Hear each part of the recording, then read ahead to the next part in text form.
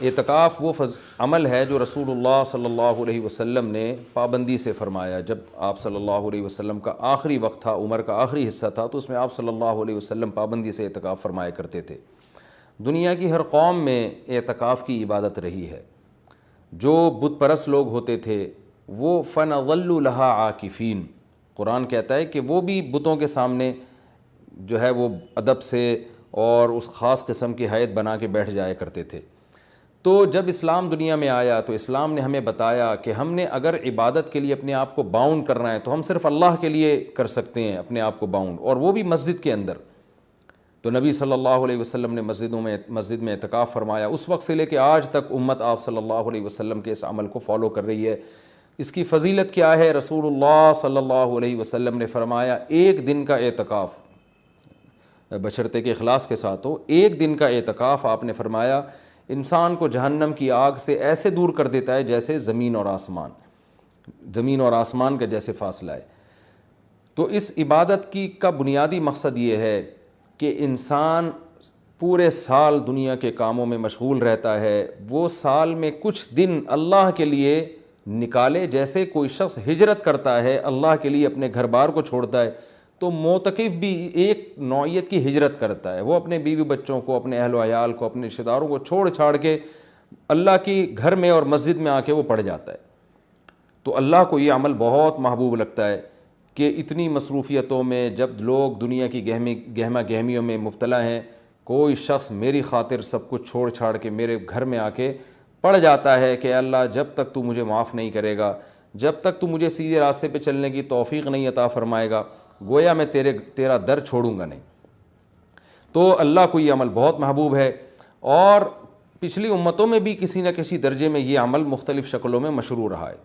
آپ صلی اللہ علیہ وسلم نے اس کی فضیلت بھی بیان کی، اور فقہائے کرام نے قرآن و سنت ہی سے اعتکاف کے مسائل بھی نکالے.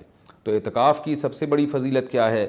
ایک تو وہ فضیلت کہ جو حدیث میں بیان کی کہ مشرق اور مغرب میں جو فاصلہ اور آسمان اور زمین میں جو فاصلہ ہے، اتنا اللہ تعالیٰ جہنم کی آگ سے انسان کو دور کر دیتے ہیں. دوسری فضیلت اعتکاف کی کہ اس میں ہم آپ صلی اللہ علیہ وسلم کی ایک سنت کو فالو کر رہے ہوتے ہیں. جو کام نبی نے کیا ہم وہ کر رہے ہوتے ہیں. اور قرآن کہتا ہے لَقَدْ كَانَ لَكُمْ فِي رَسُولِ اللَّهِ أُسْوَةٌ حَسَنَةٌ، تمہارے لیے محمد صلی اللہ علیہ وسلم کے عمل میں اسوہ حسنہ، ایک اچھا نمونہ ہے. جیسے انہوں نے زندگی گزاری تم بھی ایسا کرو. تو نبی صلی اللہ علیہ وسلم کی سنت اس سے زندہ ہوتی ہے. دوسری فضیلت.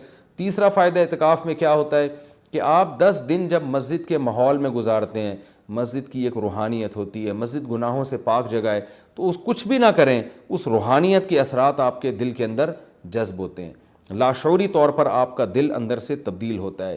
یہ اعتکاف کا تیسرا فائدہ. چوتھا فائدہ، آپ کو 10 دنوں تک باجماعت نماز پڑھنے کی توفیق ملتی ہے، آپ کو مسجد میں عبادت کی توفیق ملتی ہے، فارغ علماء کے بیانات سننے کی آپ کو توفیق ملتی ہے. یہ ایک بہت بڑا فائدہ ہے اعتکاف کا.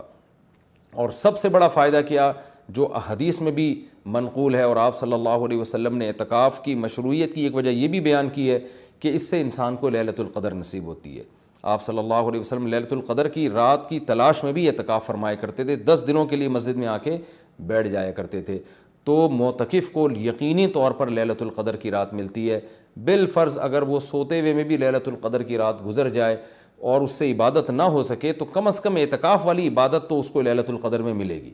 وہ قیامت کے دن یہ تو کہہ سکتا ہے اے اللہ لیلۃ القدر کی رات میں نے کوئی عبادت نہیں کی، لیکن اعتکاف والی عبادت مجھ سے ہوئی ہے اس لیے کہ میں مسجد کے اندر موجود تھا. تو اعتکاف والے حضرات کو چاہیے کہ اعتکاف میں اگر آپ کچھ نہیں بھی کرتے، صرف فرض نماز پر اکتفا کرتے ہیں، تو آپ کو اعتکاف کا پھر بھی ثواب ملے گا. لیکن یہ جب اللہ کی طرف سے اتنا بہترین پیکیج آپ کو ملا ہوا ہے، آپ فارغ بھی ہیں، رمضان کا آخری عشرہ بھی ہے، اپنے آپ کو آپ نے باؤنڈ کیا ہوا ہے مسجد میں، تو سو کے یہ وقت گزار دینا یہ بہت بڑے اجر سے محرومی کا ذریعہ ہے. اس لیے معتکف کو اپنا وقت زیادہ سے زیادہ عبادت میں، تلاوت میں، نماز میں، دعاؤں میں لگانا چاہیے. اعتکاف میں انسان کی دعائیں بہت قبول ہوتی ہیں. تو رات کا آخری حصہ بھی ہو اور رمضان کا آخری عشرہ بھی ہو اور اعتکاف کی حالت بھی ہو، تو یعنی دعا کی قبولیت کا اس سے بڑا سبب کوئی ہو نہیں سکتا. تو معتکفین حضرات کو راتوں کے آخری حصے میں دعاؤں کا بہت زیادہ اہتمام کرنا چاہیے. اور معتکف کو چاہیے کہ رمضان کا یہ جو آخری عشرہ آپ نے اعتکاف کے لیے سلیکٹ کیا ہے تو اس میں صرف اعتکاف برائے اعتکاف نہ ہو، بلکہ یہ ایک ورکشاپ ہونی چاہیے جس میں آپ یہ نیت کریں کہ میں جب مسجد سے نکلوں گا تو میں مکمل چینج ہو چکا ہوں گا۔ اگر آپ کی داڑھی نہیں ہے، آپ اعتکاف میں نیت کریں میں داڑھی کٹانے سے توبہ کروں گا۔ اگر آپ سود کھاتے ہیں، آپ نیت کریں میں 10 دن ایسے گزاروں گا کہ جب میں باہر نکلوں تو میں سود سے توبہ کر چکا ہوں۔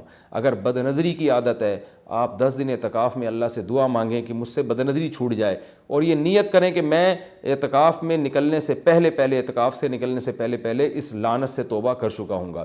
اگر آپ کو دھوکہ دینے کی عادت ہے، بد اخلاقی کی عادت ہے، ماں باپ کا دل دکھانے کی عادت ہے، بیوی کا حقوق نہیں ادا کر رہے، بچوں کے ساتھ رحمت والا معاملہ نہیں کر رہے، اخلاق خراب ہے آپ کے، ان تمام بیماریوں سے اور ان تمام گناہوں سے توبہ کا فیصلہ کریں۔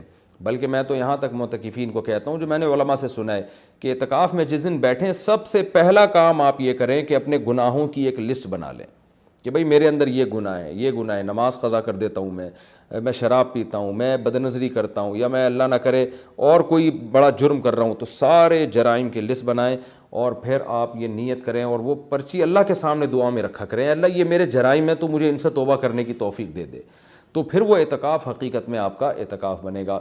اور میں نے اپنی زندگی میں دیکھا ہے کہ جنہوں نے صحیح طرح سے اعتکاف کیا ان کی زندگیاں ہمیشہ کے لیے تبدیل ہو گئیں۔ اکثر توبہ کرنے والے وہ ہوتے ہیں جو اعتکاف میں جا کر ان کو توبہ کی توفیق ملتی ہے، تو یہ بہت بڑی عبادت ہے، اس کا اہتمام کرنا چاہیے۔ دوسری بات، پہلے دن سے اپنا عبادت کا کوئی اسکیجول بنا لینا چاہیے۔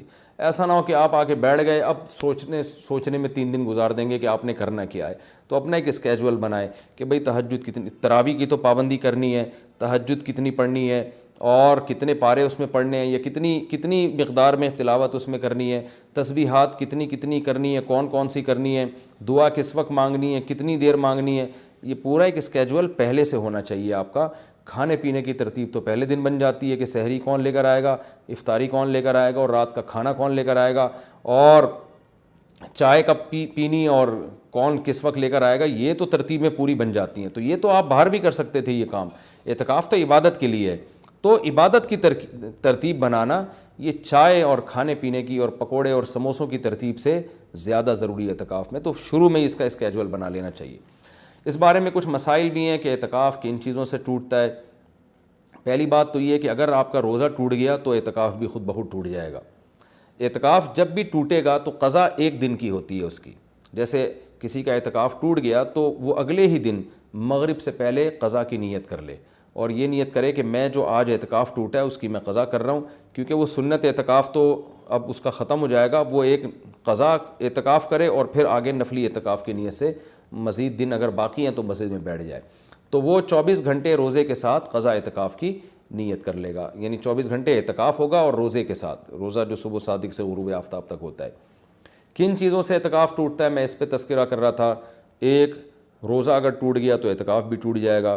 دوسرا، بلا شرعی عذر اگر آپ مسجد سے باہر نکل گئے تو آپ کا اعتکاف ٹوٹ جائے گا۔ شرعی عذر کیا ہے؟ شرعی عذر ہے سب سے پہلے قضائے حاجت ہے، قضائے حاجت کے لیے آپ جا سکتے ہیں، اور اس دوران چلتے چلتے باتیں بھی کر سکتے ہیں، رک کے آپ باتیں نہیں کر سکتے۔ آپ واش روم تک پہنچے، پتہ چلا جی واش روم کا دروازہ بند ہے، کوئی پہلے سے وہاں موجود ہے، تو آپ اس کے انتظار میں وہیں کھڑے رہ سکتے ہیں، اس سے اعتکاف نہیں ٹوٹتا۔ وہاں کھڑے کھڑے آپ کسی سے موبائل پہ بھی بات کر سکتے ہیں، آپس میں بھی بات کر سکتے ہیں۔ ہاں، بندہ باہر نکل آیا اور پھر بھی آپ موبائل پہ لگے ہوئے ہیں تو آپ کا اعتکاف ٹوٹ جائے گا، کیونکہ اب یہ آپ کا کھڑا ہونا یہ شرعی عذر کے بغیر ہے۔ وضو کے لیے آپ جا سکتے ہیں، جب آپ وضو کے لیے گئے تو نل کا کھولا آپ نے، وضو کے دوران آپ بات چیت کر رہے ہیں، اس سے اعتکاف نہیں ٹوٹے گا۔ وہ الگ بات ہے وضو کے دوران بات چیت نہیں کرنی چاہیے، لیکن اس سے اعتکاف نہیں ٹوٹے گا، کیونکہ آپ نے اس بات چیت میں الگ سے ٹائم نہیں لگایا، وضو کے دوران ہی آپ نے بات چیت کی ہے، وضو آپ نے پراپر طریقے سے کیا، اور اب آپ وہاں بیٹھے بیٹھے وضو کی دعا پڑھ رہے ہیں یا کچھ اور پڑھ رہے ہیں تو اس سے بھی اعتکاف ٹوٹ جائے گا، کیونکہ پراپر وضو کرنے کے بعد آپ پر لازم تھا کہ آپ اٹھ کے مسجد میں آئیں۔ ہاں، جلدی وضو کرنا ضروری نہیں ہے، بعض لوگ وہمی ہوتے ہیں، وہ سمجھتے ہیں میں اعتکاف سے مسجد سے باہر نکل کے وضو کریں تو بہت اسپیڈ میں کریں، ایسا کچھ بھی نہیں ہے، تمیز سے، آرام سے، شرافت سے، اعتدال سے آپ وضو کریں، جو پراپر طریقہ ہے وضو کرنے کا۔ جب آپ وضو میں قلی کر رہے ہیں تو اس دوران آپ ٹوتھ پیسٹ یا برش بھی کر سکتے ہیں مسواک کی نیت سے۔ ہاں، وضو کرنے کے بعد الگ سے پھر یا الگ سے ٹوتھ پیسٹ یا مسواک کرنے کے لیے مسجد سے باہر جانا، اس سے اعتکاف ٹوٹ جائے گا۔ وضو کے دوران وضو ہی کی نیت سے یہ کام کیا جا سکتا ہے، تو اس سے اعتکاف نہیں ٹوٹے گا۔ اسی طرح اگر کسی کے لیے گھر سے کھانے پینے کا انتظام نہیں ہو رہا، کوئی لا کے دینے والا نہیں ہے، تو وہ مجبوراً کھانا کھانے کے لیے بھی باہر جا سکتا ہے، کیونکہ یہ کھانا بھی انسان کی بنیادی ضرورتوں میں سے، آپ ہوٹل سے کھانا خریدنے کے لیے مجبوری میں جا سکتے ہیں اور لا سکتے ہیں۔ غسل کے لیے، فرض غسل کے لیے تو اعتکاف سے باہر نکلنا بالکل جائز ہے۔ سنت غسل کے لیے جو راجح قول ہے، جو دلیل کے لحاظ سے قوی ہے، اس کے مطابق سنت غسل کے لیے آپ اعتکاف کے لیے مسجد سے باہر نہیں جا سکتے، چاہے وہ جمعہ کا دن ہو یا کوئی بھی دن ہو۔ راجح قول بہرحال جمہور کا قول یہی ہے، اگرچہ کچھ علماء دوسرے قول کے بھی قائل ہیں، لیکن جو راجح قول ہے، جو جمہور کا قول ہے، جس پہ فتویٰ اب تک دیا جاتا رہا ہے، وہ یہی ہے کہ آپ غسل نہیں کر سکتے۔ ہاں یہ ضرور ہے کہ اگر آپ واش روم میں گئے اور وہاں کوئی غسل کا بھی انتظام ہے، جیسے اٹیچ باتھ روم ہوتے ہیں، تو جتنی دیر میں وضو کرنے میں ٹائم لگتا ہے، اتنی دیر میں آپ اگر غسل کر لیتے ہیں تو آپ کا اعتکاف نہیں ٹوٹے گا۔ اور ظاہر ہے یہ جب ہی ہوگا جب بغیر صابن کے آپ غسل کریں، جلدی جلدی کپڑے اتار کے بس پانی بہائیں، جتنی دیر میں وضو کرتے ہیں اتنی دیر میں، تو وضو ہی کی نیت سے آپ غسل بھی کر لیں تو پھر اعتکاف نہیں ٹوٹے گا، لیکن اگر آپ نے ٹائم لگا لیا تو ٹوٹ جائے گا۔ گرمیوں میں بہت بڑی پرابلم ہو جاتی ہے، پسینے کی بدبو لوگوں میں آ رہی ہوتی ہے، تو ایسے موقع پر اگر کوئی مسجد میں ایسا انتظام کر لیا جائے کہ مسجد ہی میں کوئی ایسا ٹب ہو جہاں بیٹھ کے کوئی نہا لے اور مسجد گندی نہ ہو، تو اس کی بھی گنجائش ہے، یا صرف سر دھو لے، اور سر تو دھویا جا سکتا ہے، آپ مسجد سے سر تھوڑا سا باہر کریں اور پھر کوئی شخص پانی ڈال کے یا خود ہی آپ پانی ڈال کے اپنے سر کو دھو لیں صابن سے، تو یہ بھی جائز ہے۔ پاؤں آپ کے مسجد کے اندر رہنے چاہیے، پاؤں اگر مسجد سے باہر نکل گئے تو اعتکاف ٹوٹے گا، پاؤں اگر مسجد کے اندر ہیں تو اعتکاف نہیں ٹوٹتا۔ یہ بھی اعتکاف کے کچھ بیسک مسائل تھے۔ اعتکاف کے دوران آپ کسی کے جنازے میں جانے کے لیے مسجد سے باہر جائیں گے، اعتکاف ٹوٹ جائے گا۔ کسی کی عیادت کے لیے مسجد سے باہر نکلیں گے، اعتکاف ٹوٹ جائے گا۔ لوگ کر رہے ہوتے ہیں یہ کام، جی وہ اللہ معاف فرمائے نانی کا انتقال ہو گیا، چاچا کا انتقال ہو گیا تو اب ہم جا رہے ہیں، تو بھائی نہیں جا سکتے آپ، جس کا بھی انتقال ہو گیا اس کے لیے یہیں بیٹھ کے آپ دعائے مغفرت کریں، اور ان کا جنازہ اگر وہیں آ جاتا ہے تو مسجد کے اندر بعض جگہوں پہ صفیں بنتی ہیں، جنازہ باہر رکھا جاتا ہے تو ٹھیک ہے، مسجد سے باہر آپ نہیں جا سکتے۔ اسی طرح ایک اور بھی گنجائش ہے کہ اگر کسی کو اعتکاف کے دوران پہلے سے پتہ ہے کہ مجھے کسی ضروری کام سے جانا پڑے گا، تو وہ مستثنیٰ بھی کر سکتا ہے، یعنی اعتکاف میں بیٹھنے سے پہلے وہ یہ نیت کر لے کہ فلاں دن اتنے ٹائم تک کا جو وقت ہے میں اعتکاف سے خارج کر رہا ہوں، تو وہ فلاں دن جب آئے گا تو وہ مخصوص ٹائم اس کا اعتکاف میں داخل ہی نہیں ہوگا، تو اس دوران وہ مسجد سے باہر جا سکے گا، اس کا اعتکاف نہیں ٹوٹے گا۔ یا وہ یہ کہہ لے کہ جیسے کسی نے پیپر دینا ہے تو وہ یہ نیت کر رہے کہ بھائی میں اعتکاف میں تو بیٹھ رہا ہوں، لیکن میرا ایم اے اسلامیات کا یا میرا اکنامکس کا پیپر ہے، تو میں جب پیپر کا ٹائم ہوگا تو میں جاؤں گا پیپر دینے کے لیے اور پیپر دے کے فوراً واپس آ جاؤں گا، تو پہلے سے جو نیت کر لے گا تو اس میں وہ ٹائم اعتکاف میں داخل ہی نہیں ہوگا اور اس عمل کی وجہ سے اس کا اعتکاف ٹوٹے گا نہیں۔ البتہ سنت بہرحال یہی ہے کہ پراپر 10 دن تک مسلسل اعتکاف کیا جائے۔ تو یہ کچھ موٹے موٹے مسائل تھے اعتکاف کے۔ اور رمضان میں روزے کی حالت میں سرما لگانے سے، کان میں آنکھ میں دوا ڈالنے سے روزہ بھی نہیں ٹوٹتا، اعتکاف بھی نہیں ٹوٹتا۔ خوشبو لگانے سے نہ روزہ ٹوٹتا ہے نہ اعتکاف ٹوٹتا ہے۔ باتیں کرنے سے بھی نہ روزہ ٹوٹتا ہے نہ اعتکاف ٹوٹتا ہے، لیکن اعتکاف میں زیادہ باتیں نہیں کرنی چاہیے، عمل کو زیادہ فوکس کرنا چاہیے۔ اور اگر کوئی گپ شپ لگاتا بھی اعتکاف میں تو اس سے کچھ نہیں ہوتا، لیکن اعتدال سے مسجد کے آداب کا خیال کرتے ہوئے، تو اعتدال سے اگر کوئی مسجد میں رہے اور مسجد کے آداب کا خیال کر کے بات چیت بھی اعتکاف کے دوران کرتا ہے تو یہ ناجائز عمل نہیں ہے۔ ایک بات جو آخری بات، اعتکاف میں موبائل کا استعمال کم کریں اور اس کو مثبت ایکٹیویٹیز کے لیے محدود کر دیں۔ فون پہ باتیں کرتے رہنا، ویڈیوز دیکھتے رہنا فیس بک کی، یہ تو سارا ٹائم آپ کا فیس بک برباد کر دے گا۔ کوئی کام کی علمی بحث دیکھنی ہو تو ایک الگ بات ہے، لیکن ویڈیو گیم اور ان چیزوں میں اعتکاف کو برباد کرنا یہ بہت بڑی محرومی کی بات ہے۔ اللہ تعالیٰ سے دعا ہے کہ اس رمضان کے اس عشرے کو اللہ ہم سب کے لیے رحمت بنائے، اور اعتکاف میں خاص طور پر اس وبا کے بارے میں، اس وبا کے لیے سب مل کے دعا کریں۔ معتکفین حضرات سے خاص طور پہ گزارش ہے، کیونکہ ان کی دعاؤں کی قبولیت کا امکان زیادہ ہے۔ یہ جو کرونا کی وبا انڈیا میں پھیلی ہوئی ہے، پوری دنیا کو اپنے لپیٹ میں لیا ہوا ہے، لاکھوں لوگ لقمہ اجل بن گئے، پتہ نہیں کتنوں کی موت اور مقدر ہے، تو گڑ گڑا کے معتکفین حضرات سے گزارش ہے کہ اس رات اللہ سے دعا مانگے، خاص طور پہ ختم قرآن کے موقع پر خوب اللہ سے دعا مانگیں کہ اللہ اس وبا کو انسانیت سے دور کر دے۔ اور اس وبا سے ہونے والی تباہی سے اللہ ہم سب کو بچا لے۔ ہم کمزور ہیں اور ہمارے ایمان بھی کمزور، ہمارے جسم بھی کمزور، تو ہم صبر والی زندگی نہیں مانگتے کہ آزمائشیں آئیں اور صبر کریں، بلکہ ہم اللہ سے شکر والی زندگی مانگتے ہیں۔ اللہ تو ہمیں نعمتیں دے اور شکر کی توفیق دے۔ ہاں اگر کوئی مصیبت مقدر میں ہے ہی تو اللہ ہمیں صبر کی توفیق دے، لیکن اللہ ہم سے مصیبتوں کو دور کر لے۔